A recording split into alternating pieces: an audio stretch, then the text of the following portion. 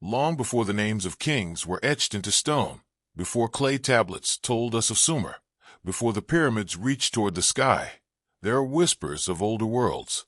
Worlds without writing, without monuments that dominate deserts, but with traces carved into earth and memory. Archaeologists call Sumer the cradle of civilization, the first place where writing, cities, and recorded history began. But even in the silence of older soil, something deeper waits. Myths, ruins, and unanswered questions suggest that Sumer may not have been the true beginning, only the first chapter we can still read. Why do so many cultures carry stories of earlier ages, lost lands, vanished peoples, and forgotten empires? From the Greeks who told of Atlantis, to Indian traditions of cycles of creation and destruction, to the myths of flood and fire found in nearly every corner of the earth. These stories survive across continents, carried through generations that had no contact with one another. Why? Perhaps they are only metaphor, poetic explanations for natural disasters.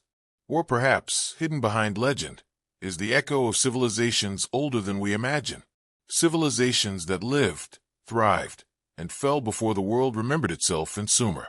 Let us walk into that space between evidence and imagination, not to prove, not to claim, but to explore the question, what if human history is deeper than the textbooks allow? The conventional timeline places the birth of complex society around 4000 to 3000 BCE in Mesopotamia. Cities like Uruk rise, cuneiform appears, kings and priests organize life.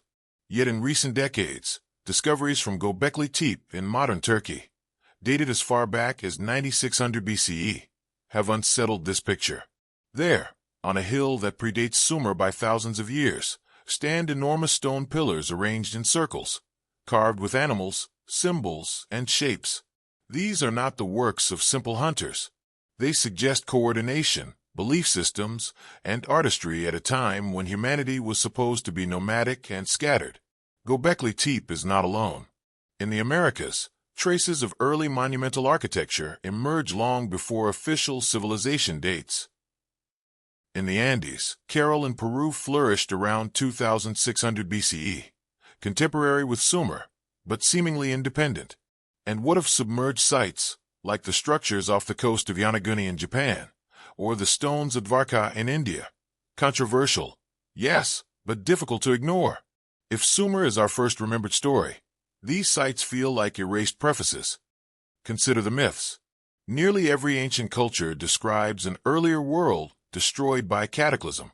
The Mesopotamians spoke of antediluvian kings who reigned for thousands of years before a great flood. The Bible preserves a version of this flood in the tale of Noah. Hindu texts describe endless cycles, where humanity rises and falls through ages called yugas. The Greeks told of golden, silver, and bronze ages, each more fragile than the last, each ending before the next began. It is tempting to dismiss these as allegories, yet their persistence is striking. Different peoples, separated by oceans, holding onto the memory of lost ages. Could it be coincidence, or fragments of real events carried through myth? To understand the allure of forgotten civilizations, we must step back into the deep past.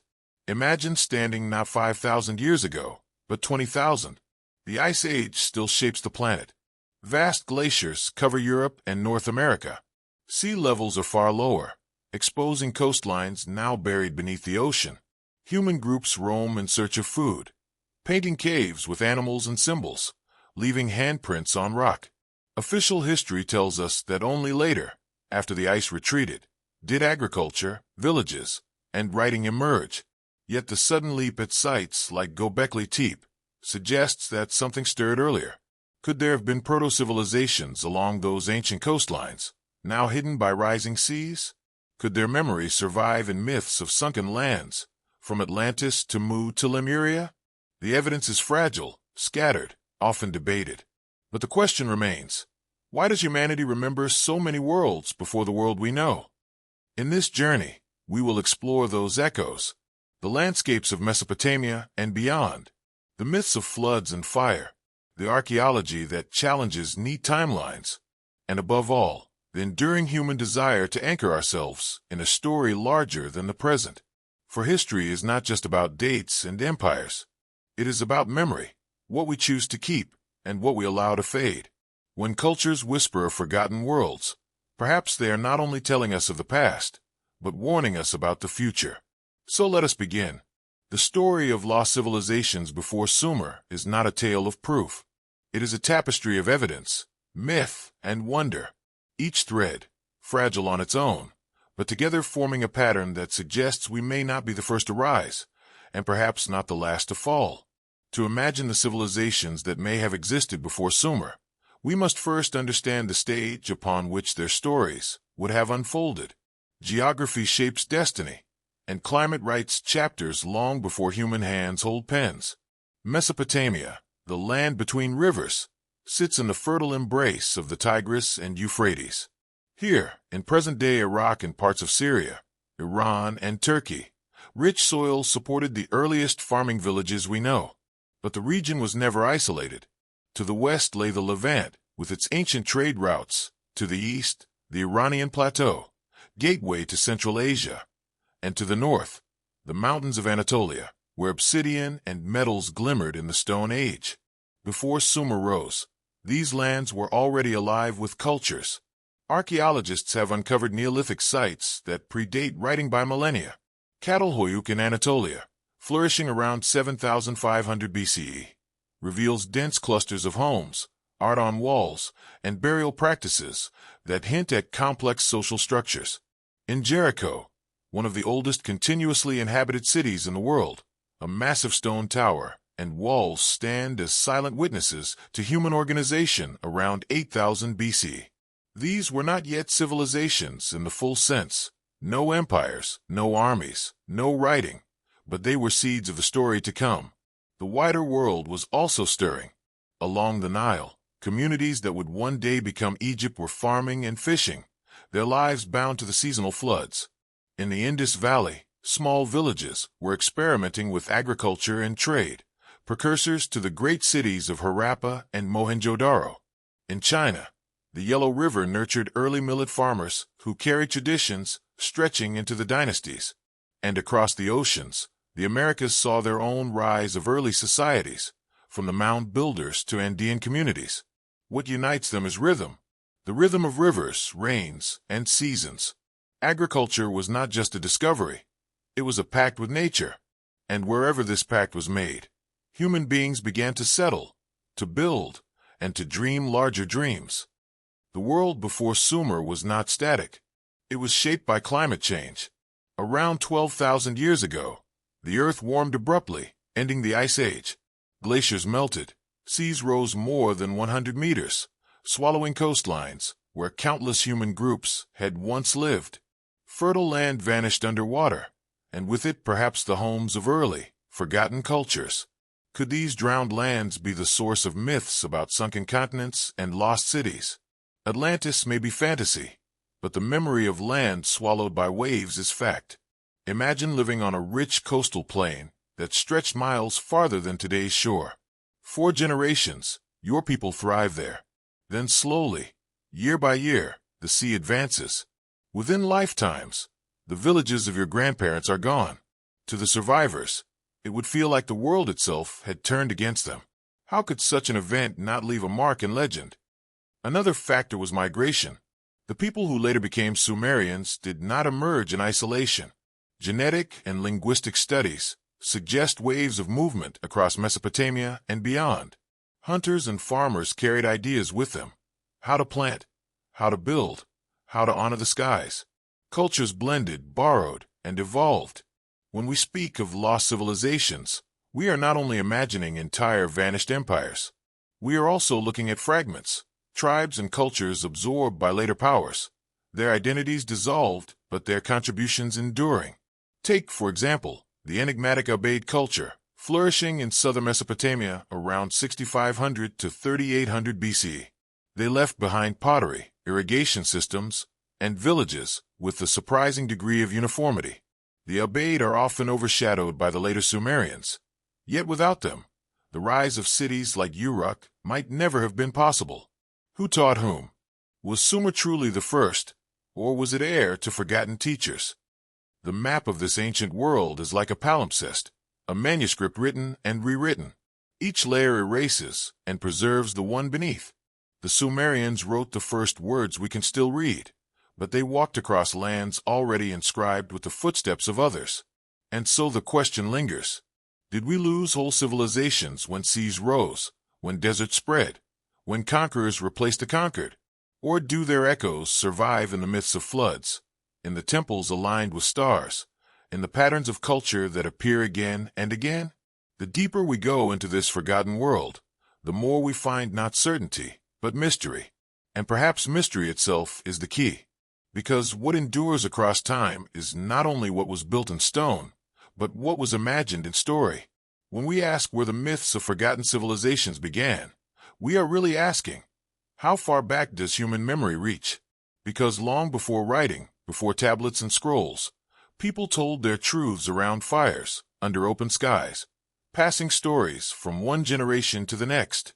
The Sumerians gave us the first written myths that survive, etched in wedge-shaped marks on clay. But even their own stories speak of times before their age. Their king lists tell of rulers who reigned not for decades, but for thousands of years before the Great Flood. These antediluvian kings belong to a world that Sumer remembered but did not witness. They are shadows of an earlier epoch, half history, half dream. The flood itself is one of humanity's oldest shared memories. In the Sumerian epic of Ziusudra, a tale that predates Noah's Ark by centuries, a god warns a righteous man of a coming deluge. He builds a boat, saves life, and survives the destruction of a world. The Akkadians retold it in the epic of Gilgamesh through the character Utnapishtim. The Hebrews retold it in Genesis. And the echo spread further, into Hindu scriptures where Manu is saved by a fish, into Greek tales of Deucalion and Pyrrha. Across cultures, the story repeats. A world wiped away, a remnant preserved. Why do so many traditions remember a flood? Perhaps because rising seas at the end of the Ice Age were experienced everywhere. Oral memory can carry extraordinary endurance, surviving not decades, but millennia, reshaped with each telling. What begins as lived experience may harden into myth. But it is not only floods. Many myths speak of earlier ages of humankind. In Greek tradition, Hesiod describes the Golden Age, when humans lived like gods, free of toil and sorrow. Then came the Silver, the Bronze, and finally the Iron Age, the present, harsher time. In Indian thought, humanity cycles through yugas, vast ages of creation and decline, measured not in centuries but in cosmic spans. In Mesoamerican lore, the gods create and destroy multiple suns, each ruling a different world age before collapsing into disaster. These ideas may not be literal, but they reveal a pattern. The belief that we are not the first, nor will we be the last. That history is layered, cyclical, and fragile. That civilizations rise, reach glory, and fall, leaving only echoes for those who come after. The problem for historians is that oral traditions are slippery. They do not freeze events in time like inscriptions. They reshape them. A flood might become divine punishment in one culture, or cosmic renewal in another. A vanished people might be remembered as giants, or gods, or lost tribes. But behind the mythic forms, there is often a kernel of memory. Consider the myths of giants found worldwide, from the Nephilim of the Hebrew Bible, to the Titans of Greece, to Native American legends of great beings, to Norse Jotnar. Cultures separated by continents recall an earlier race, immense and powerful. Archaeology does not support literal giants.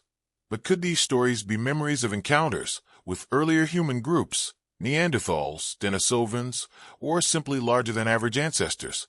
Oral tradition transforms reality into symbol, yet still preserves an impression of others who came before. The preservation of these traditions depended on storytellers, priests, and elders. In Mesopotamia, scribes copied older tales even when they no longer matched their world. In India, the Vedic hymns were recited for centuries before being written, carrying echoes of an earlier Indo-European past. Among Native Americans, entire cosmologies were preserved orally until modern anthropologists wrote them down. Each culture found ways to guard its myths as though they were treasures. And translation plays its part. When myths crossed languages, they shifted. The Sumerian flood hero, Ziusadra, became Akkadian Utnapishtim, then biblical Noah. Names changed, but the skeleton of the story endured. Scholars suspect that many ancient myths we know are only later versions of far older oral traditions that are now invisible to us. We hold the final drafts, not the first whispers. Hidden within these legends may lie clues to forgotten civilizations. When a story speaks of a great city swallowed by water, or a shining age of humanity brought low by disaster, it may be metaphor, or it may be memory. For people without writing, myth was the archive. It was the way to preserve what could not be stored in libraries.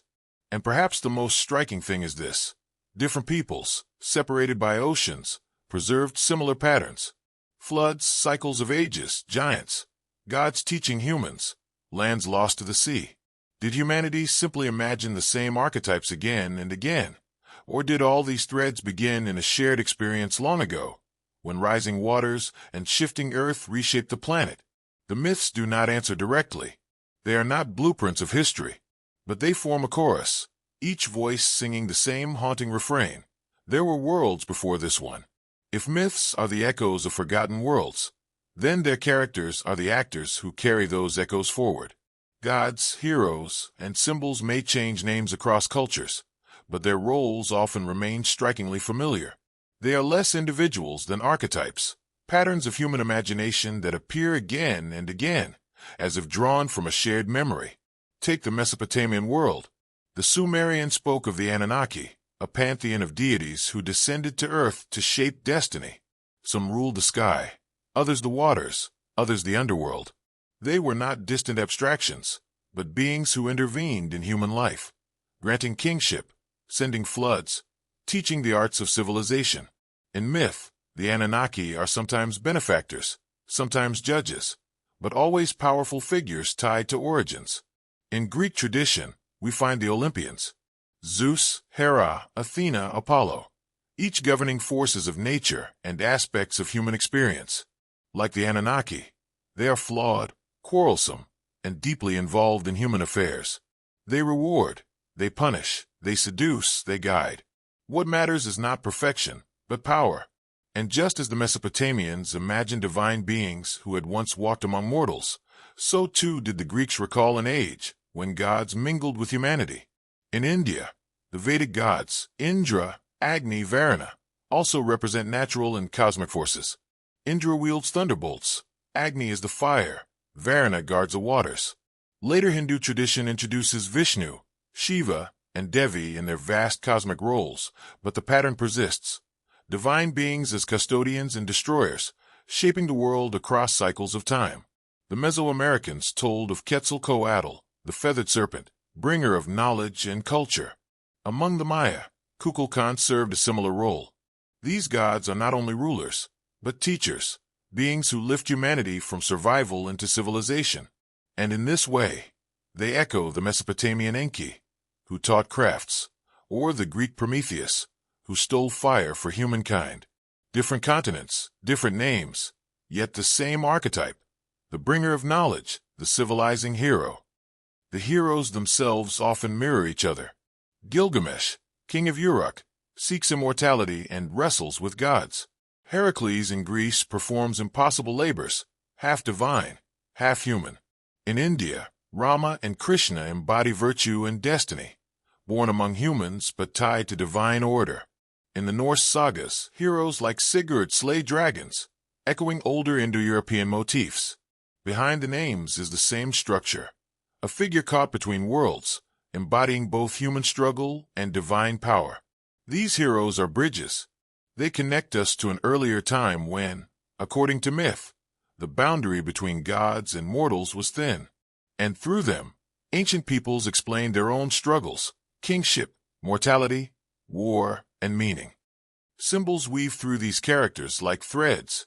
Animals carry special weight. The bull, sacred in Sumer, Egypt, Minoan Crete, and India, represents strength and fertility. The serpent slithers across mythologies as both danger and wisdom, from the Sumerian ninja Zida, to the Greek python, to the biblical serpent, to the feathered serpent of the Americas. Birds, too, soar as messengers of the divine, eagles in Mesopotamia and Rome, Garuda in Hindu tradition, the thunderbird among Native Americans. Numbers also recur. 7 is sacred in Mesopotamia, the 7 sages, the 7 gates of the underworld, and remains powerful in later traditions, from the 7 days of the week to the 7 heavens. 3 is the number of cycles and completeness. 3 fates, 3 worlds, 3 aspects of the goddess. 12 governs the months, the zodiac, the Olympians, the tribes of Israel. Such patterns suggest not coincidence, but the deep human need to find order in chaos through repetition and symmetry. Objects, too, carry echoes. Mesopotamian myths speak of tablets of destiny. Greeks told of ambrosia and nectar. Hindus preserve tales of Amrita, the nectar of immortality churned from the ocean. Norse legends describe the mead of poetry, granting wisdom. Different stories, same longing. The idea that divine knowledge, once possessed, could transform humanity forever. Why do these archetypes repeat? Carl Jung, in Modern Psychology, would call them collective unconscious symbols, primordial images embedded in human experience. But perhaps they are also cultural fossils, fragments of stories older than writing, carried across migrations and retold until they crystallized into myth. What matters is their endurance. Gilgamesh, Prometheus, Quetzalcoatl, Krishna. They are different faces of the same impulse, to explain where we come from, why we suffer, and how we might transcend. They belong to no one culture alone. They are humanity's shared language of memory. And when myths whisper of gods walking the earth, or heroes born from divine and human unions, they may not be telling us literal history. Instead, they point toward an older truth, that every culture believes itself shaped by forces greater than itself. Forces that teach, judge, and remind us that the line between mortal and eternal is thin.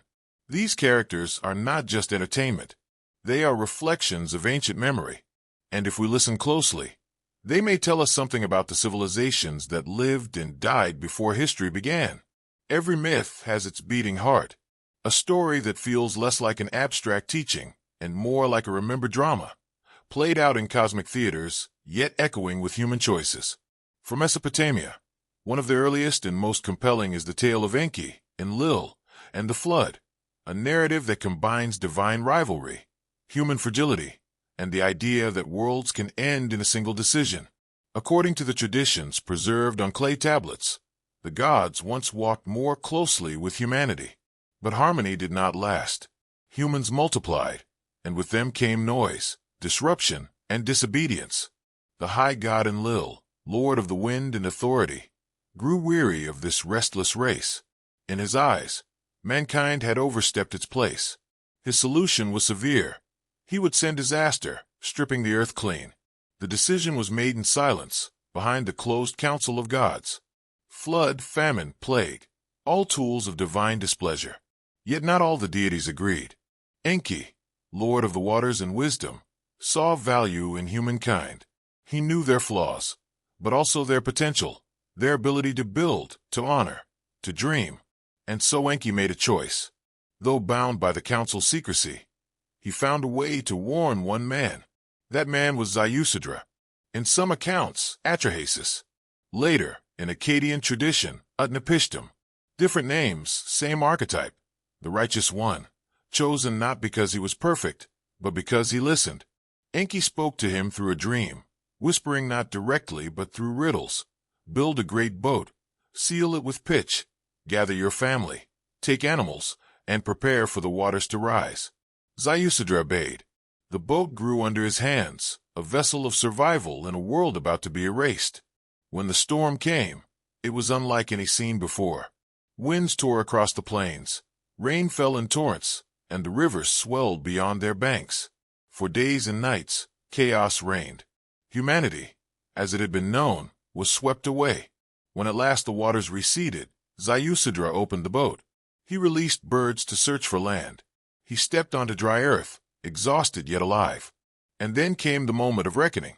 The gods, realizing that Enki had interfered, were divided. Enlil raged that his command had been broken. But in the end, the council relented. Humanity was spared, though changed. The gift of life was balanced with the weight of mortality. The flood had reset the world, but memory of it remained. This story is not unique to Mesopotamia. Its structure is mirrored in the tale of Noah, who obeyed God's warning. In Hindu tradition, Manu receives guidance from a fish avatar of Vishnu. In Greek lore, Deucalion and Pyrrha survive a flood sent by Zeus. The conflict is always the same. The gods, or God, decide to end a flawed world, yet one human is chosen to carry forward the spark of life. The choice lies in obedience, the consequence in survival. But why did such a story resonate so powerfully? Perhaps because it is both cosmic and deeply human. On the one hand, it explains natural disasters, the floods that devastated river valleys, the storms that erased villages. On the other, it speaks of resilience, that even when the world ends, there is always a beginning again, that one family, one remnant, can carry humanity through. For ancient listeners, this tale was not abstract theology. It was warning and reassurance. Warning, because gods could be angered, and catastrophe was never far. Reassurance, because survival was possible, even in the face of divine wrath. To remember the flood was to remember that life is fragile, but also enduring. In cinematic terms, this myth plays like an early apocalypse film. The gathering storm, the lone hero building a vessel, the destruction of all he knew, the emergence into silence. It is gripping, terrifying, and cathartic. And like all great stories, it carries layers. At one level, it is about obedience to divine will. At another, it is about human ingenuity. At its deepest, it is about memory, the way a civilization explains why their world is both young and old at the same time.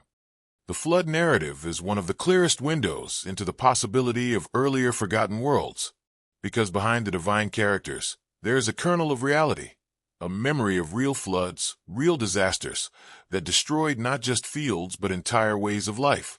Archaeology confirms that Mesopotamia experienced catastrophic flooding, and when sea levels rose after the Ice Age, countless coastal settlements were drowned. To survivors, it must have felt as though an old world had been erased, and a new one painfully born. Thus, the myth may preserve not only theology but history, a glimpse of what it was like when forgotten civilizations, small, fragile, unrecorded, vanished beneath the waters, leaving only stories for their descendants to tell. So the first great storyline is this: conflict among the gods, a choice to warn, the flood as consequence, and humanity's fragile survival. A story of endings, but also beginnings. And like the ruins buried beneath Mesopotamian soil, it is both a memory and a question. What else might we have forgotten? If the flood of Ziusidra is the great remembered apocalypse of Mesopotamia, then the second storyline lies in the way different cultures reshaped, retold, and localized these catastrophic myths. Because while the broad themes repeat, worlds destroyed, a remnant saved, the details shift with geography, with values, and with the imagination of each people. One striking variation comes from the Akkadian epic of Atrahasis, an ancestor to the flood tale in Gilgamesh. Here, the story begins not with sin or noise, but with labor. Humanity, created from clay mixed with divine essence, was fashioned to relieve the gods of work. But as humans multiplied, their clamor became unbearable. Enlil, the stern god of authority, responded with waves of punishment: drought, famine, plague. Each time, the clever god Enki subverted the plan, teaching Atrahasis ways to survive. Finally, when the flood was decreed, Enki again whispered warnings. The tale is more than a disaster story. It is a negotiation between humanity and divine will, a reminder that survival often depends on wisdom, not strength. Another variation comes from the Babylonian Enuma Elish, though here the story expands to cosmic scale. Before humanity, there was only the primal chaos of Apsu and Tiamat. From their conflict arose younger gods, who battled to impose order. Marduk, the champion, split Tiamat's monstrous body to create the heavens and the earth. In this narrative, creation itself is born of conflict and destruction. It is not a single flood, but the pattern of existence, order rising from chaos, then threatened again. For Babylonians, the myth was less about a single catastrophe and more about the eternal struggle to maintain civilization against the forces of dissolution. In other regions, the storyline diverges, further, yet still resonates. Among the Greeks, Zeus, angered by the corruption of humankind, sent a flood to wipe the slate clean. Only Deucalion and Pyrrha survived, guided by the wisdom of Prometheus. When the waters receded, they repopulated the world by casting stones over their shoulders, which transformed into people. Here the myth focuses less on obedience to gods and more on resilience, an image of regeneration from the earth itself. In Hindu tradition, Manu's flood has its own unique form. Warned by a tiny fish, who is in truth Vishnu, Manu builds a great ark. When the deluge comes, he ties his vessel to the horn of the fish, who guides him safely through the waters. Unlike the stern judgment of Mesopotamia, this version is suffused with compassion. The divine does not seek to destroy humanity, but to preserve a seed of life across cycles. The storyline here reinforces the Indian vision of cosmic time. Destruction is not final, but part of an eternal rhythm of renewal. In Mesoamerica, among the Aztecs and Maya, floods are also woven into cycles of creation. The world has ended multiple times, once by jaguars, once by wind, once by fire, once by water. The current age is the fifth sun, destined one day to collapse as well. In this vision, there is no single lost world, but many. Humanity is always fragile, always temporary, always living on borrowed time. What do these variations tell us? First, that catastrophe is universal. Floods, storms, fires, and earthquakes scar every landscape, and ancient peoples carried these traumas into myth. But second, that myth adapts. Where Mesopotamians imagined stern gods punishing noisy mortals, Greeks saw divine disgust with corruption. Indians envisioned compassionate preservation, and Mesoamericans framed it as cosmic inevitability. The structure remains. World ends, humanity reduced, survival through wisdom or divine aid. The flavor changes, punishment, compassion, cycles, chance. And hidden within all of them is the memory of worlds before. Each version insists that the present order is not the first, that there were ages behind us, destroyed and forgotten, yet remembered in fragments. Whether those ages were literal civilizations or metaphorical states of being does not matter to the myth. The message is clear. Humanity lives on foundations that are not eternal. For the listener, these variations served as more than entertainment. They were maps of meaning. To hear the flood of Atrahasis was to learn that cleverness and faith could save you. To hear Manu's tale was to trust that the divine would guide you through cycles. To hear Deucalion stones was to remember that life could spring from the earth itself. Each society reshaped the story to carry its values, its fears, and its hopes. And yet, the common ground is undeniable. So many cultures, oceans apart, remember destruction by water. So many told of chosen survivors. So many described beginnings that arose from endings. Either this is the greatest coincidence in storytelling, or it is a memory of real catastrophes carried through oral tradition. Thus, the second great storyline is not one tale, but many. A chorus of voices, each singing of lost worlds. A shared memory dressed in different costumes, reminding us that no age believes itself the first, and all ages fear they may not be the last. Every civilization leaves behind more than ruins. It leaves a language of symbols, shapes, numbers, animals, objects that carry meanings across centuries. To understand forgotten worlds before Sumer, we must pay attention to these signs because they are fragments of memory coded in myth. Animals were among the earliest and most powerful symbols. In Mesopotamia, the serpent was sacred and feared. The Sumerian ninja Zida, often shown as a serpent or dragon, guarded the underworld and represented rebirth. Later, in Greek lore, the serpent again appears as guardian and trickster, from Python at Delphi to the coils of Asclepius' healing staff. In Mesoamerica, the serpent takes wing as Quetzalcoatl, bringer of knowledge. Always shifting, always ambiguous, sometimes wisdom, sometimes danger, sometimes both. The bull carried another universal weight. On Sumerian seals, powerful bulls stride beside kings and gods. In Egypt, the Apis bull was worshipped as divine. In Minoan Crete, the bull-leaping ritual dramatized its vitality. In India, Nandi the bull became the mount of Shiva. Even in prehistoric caves, Bulls were painted with reverence.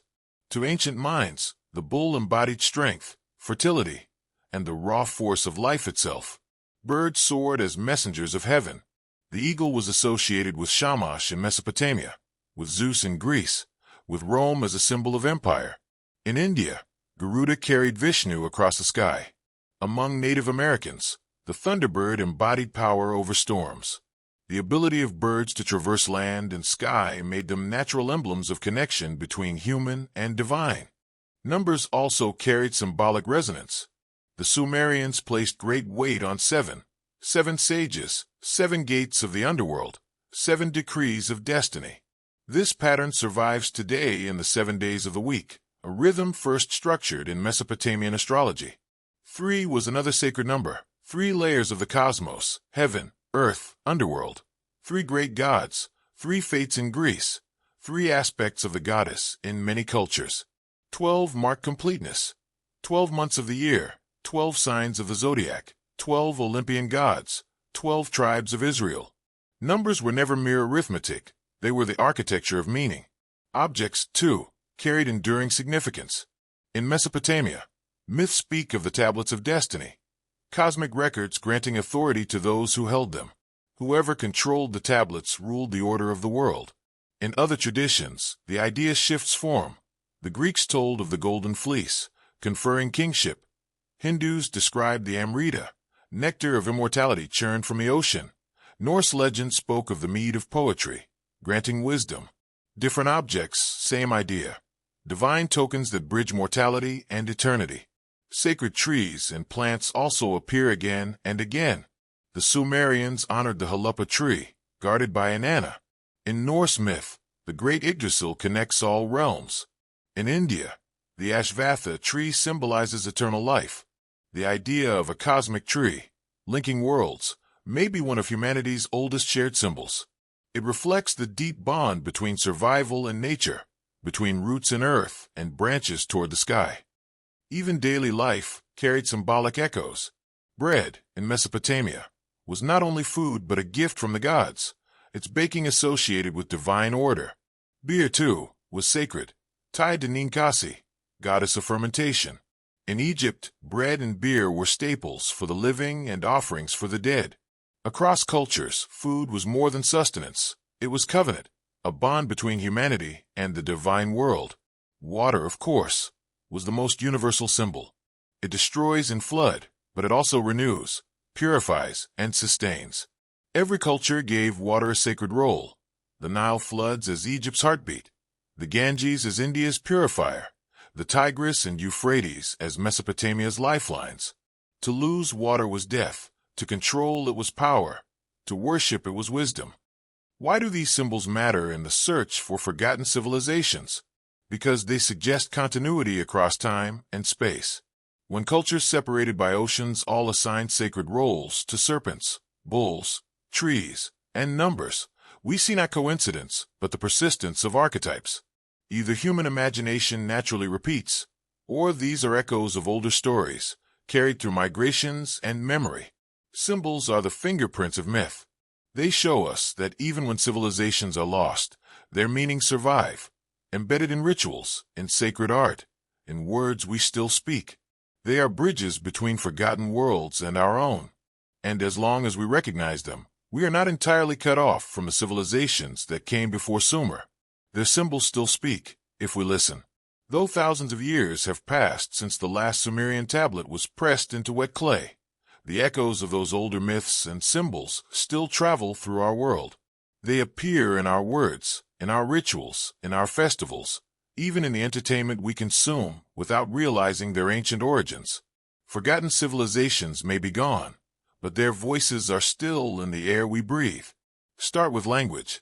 The 7-day week, now so ordinary that we rarely question it, traces back to Mesopotamian astronomy.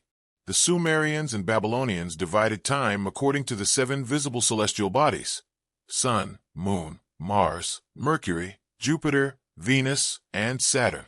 Their naming convention passed to the Greeks, then the Romans, and finally to us. Every time we glance at a calendar, we are quietly repeating a rhythm devised before history had a name. Even the concept of writing itself carries their echo. Our alphabet is not Sumerian, but the very idea that sounds could be fixed in symbols began there, with cuneiform. Without it, literature, history, and science would have followed entirely different paths. Each book we open, each message we type, rests on that forgotten foundation. Festivals and rituals also carry the remnants of ancient cycles. Agricultural societies tied celebrations to solstices, equinoxes, and harvests. The Sumerians honored New Year's festivals in spring, when floods receded and life returned. Echoes survive today in springtime celebrations across many cultures. In India, Diwali honors light over darkness, a pattern as old as the Vedic hymns. In Europe, Christmas and Easter absorbed pre-Christian festivals aligned with winter's depth and spring's renewal. Beneath modern religion lies the pulse of older, agrarian rites born in civilizations whose names are forgotten, but whose rhythms endure. Take the flood myths. Their influence flows into every major tradition. The biblical account of Noah shaped Jewish, Christian, and Islamic imagination. Manu's flood is still remembered in Hindu teaching.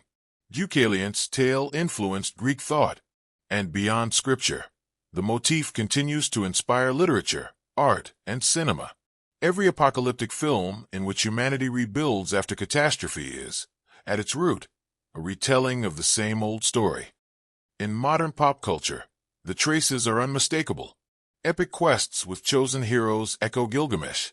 Films like Clash of the Titans and Troy replay Greek cycles of gods and mortals. Superheroes, Superman descending from the sky, Wonder Woman shaped by divine gifts, mirror ancient demigods. Even science fiction borrows the template. Alien bringers of knowledge, hidden ages of humanity, civilizations destroyed by hubris. These are Mesopotamian and Greek archetypes dressed in modern clothes. Video games, too, retell forgotten myths. Franchises like Assassin's Creed weave Sumerian and Egyptian symbols into their lore. God of War reimagines Greek and Norse sagas. Civilization lets players rebuild the ancient world. In each case, the fascination is the same. We want to relive, to reconnect with lost ages, even if through digital imagination. Our fascination with symbols continues almost unconsciously. Astrology, though rejected by science, remains popular worldwide. Its roots are Babylonian, where priests first charted the heavens. The zodiac we see in newspapers and apps is a direct descendant of those star charts carved thousands of years ago. Each horoscope is a faint echo of Mesopotamian sky watchers asking what destiny lies written in the constellations. Architecture, too, carries memory. The steppe ziggurats of Mesopotamia inspired later forms of sacred architecture, from the pyramids to medieval towers reaching toward heaven. Even modern skyscrapers, piercing the sky as symbols of power, repeat the ancient gesture, humanity building ladders between earth and the divine. And in literature, writers from Homer to Tolkien to contemporary fantasy novelists borrow from myths older than history. Tolkien's creation cycles echo Norse Eddas. His elves and dwarves recall Indo-European archetypes. Modern fantasy is, in many ways, a reawakening of myths of forgotten worlds, dressed in new languages, but telling the same truths. Perhaps the most powerful echo, however, is the enduring belief that we are not the first, that there were golden ages before us, lost lands beneath the waves, forgotten empires swallowed by sand. Atlantis captivates millions not because Plato intended it as history, but because it resonates with something older. The whisper of civilizations erased before memory, yet somehow still alive in our imagination. So when we light candles in winter, or cheer at a hero's quest on a cinema screen, or even glance at a horoscope, we are participating in rituals of remembrance. We are keeping alive the echoes of forgotten civilizations, not by intention, but by inheritance. Their myths became our culture, their symbols became our language, their fears became our stories. And so, though Sumer is remembered as the beginning of history, the civilizations before it are not entirely lost. They survive in us. Whenever we speak of civilizations before Sumer, we stand at a crossroads between science and tradition. On one side are the myths, tales of golden ages, floods, and gods walking among mortals.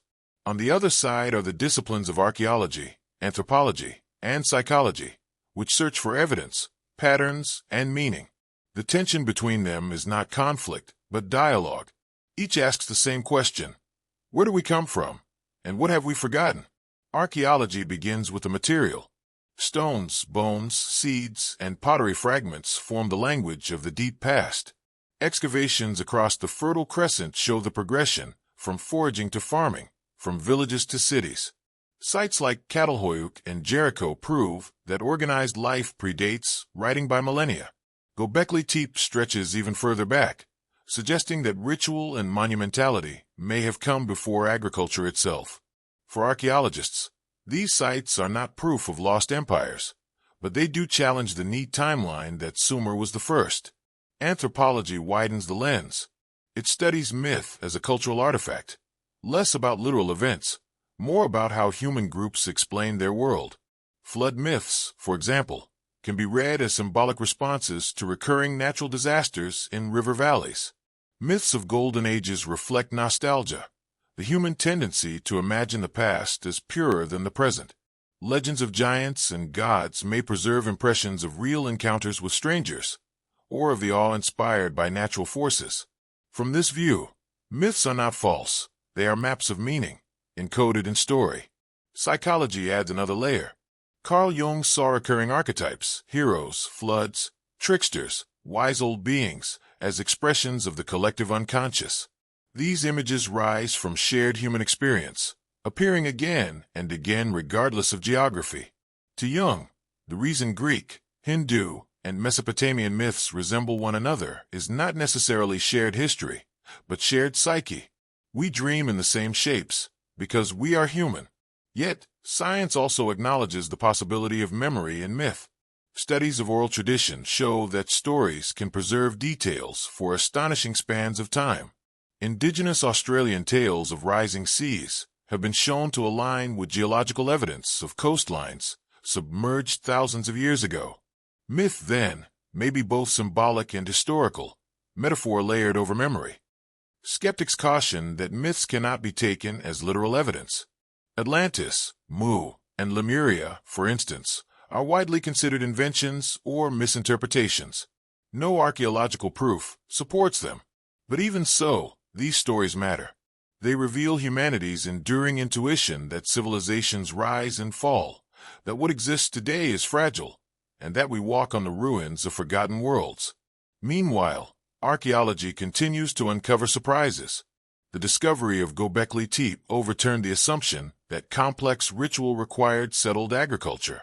Underwater archaeology reveals submerged sites off the coasts of India, Japan, and the Mediterranean, sparking debates about what was lost to rising seas after the Ice Age. None are conclusive proofs of advanced lost civilizations, but each reminds us that the past is vaster and stranger than we once thought. So where does science stand in relation to tradition? Perhaps here. Myths are not literal histories, but they are not empty fictions either. They are vessels. Sometimes they carry symbolic truths about morality and human limits. Sometimes they carry memories of real disasters, filtered through generations. Sometimes they preserve fragments of cultures absorbed or erased, their names gone, but their stories alive. And where science is cautious, imagination fills the gap. Writers, filmmakers, and thinkers speculate about civilizations before Sumer, and you are civilization that seeded myths across the world. While evidence remains elusive, the persistence of the idea suggests something deeper. Humanity feels that we are not alone in history, that the ground beneath us hides more than we can see. In the end, science and myth do not cancel each other. They complement one another. Archaeology gives us facts, myth gives us meaning. Together, they remind us that history is not only what is written on tablets, but also what is whispered across time. And so, standing between science and legend, we glimpse the possibility of forgotten civilizations. Not proven, not denied, but suspended in the mystery of human memory. If we step back from the fragments, the myths, the ruins, the symbols, the echoes, we find ourselves facing a larger truth. The story of forgotten civilizations before Sumer is not only about lost empires. It is about us, about what it means to be human in a world where memory fades, where floods rise, and where generations build on the foundations of those who came before. Sumer gave us the first records, but even those records look backward. Their kings traced lineages to rulers who lived before the flood. Their myths told of gods who shaped a world older than their own. Their rituals honored cycles far older than their cities. In their own eyes, they were not the beginning. They were inheritors. And perhaps we are too. Every time we repeat a myth, every time we mark a solstice or look up at the stars, we are continuing the work of memory. We are carrying stories that may reach back further than writing, further than monuments, further even than we can measure. Why does it matter? Because myths remind us of fragility. Civilizations rise with confidence, believing their order permanent. Yet all around us are ruins: Uruk, Babylon, Egypt, Greece, Rome. Each was once certain it was eternal. Each is now a shadow. When we hear stories of floods and lost ages, we are hearing a warning written into the fabric of human imagination. Nothing lasts forever. But there is also hope. Every flood story is not just about destruction, it is about survival. One person, one family, one remnant, carrying the spark through darkness.